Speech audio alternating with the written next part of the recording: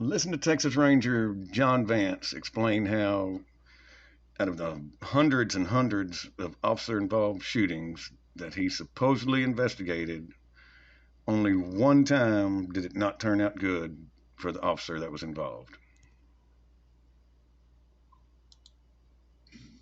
One of the and I didn't hear this as much when I went through my first police officer academy in A&M, but a lot of the academies that were coming in, the local academies, as well as when an officer first gets on the road with their FTO, and I'm sure y'all probably heard it too. He said, "Well, hey, when the Rangers show up, he's the internal investigations. Watch it. That's what he's here for." And so I spent the large majority of my time kind of disputing that, debunking that, because no, I'm not. I don't have a number.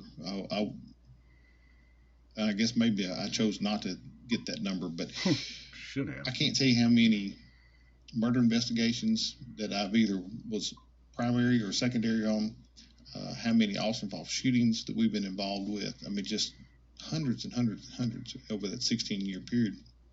And if not just East Texas, we would go wherever the problem was. Of all of the officer involved shootings that I've been a part of, one time it didn't go good for the officer.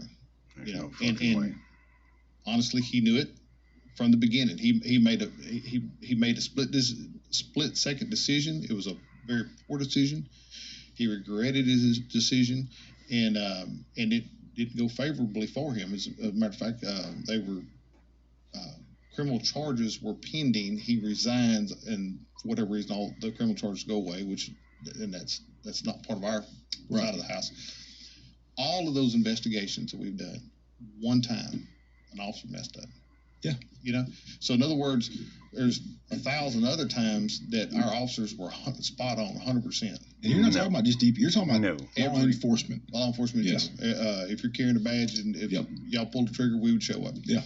So I would show up at these scenes, and these guys would just be like, "Oh shit," because now I'm investigating them. It's kind of that feeling that they were getting, and I'd pull them off the side, and I'd say, "Hey," and I'd shut somebody down hard.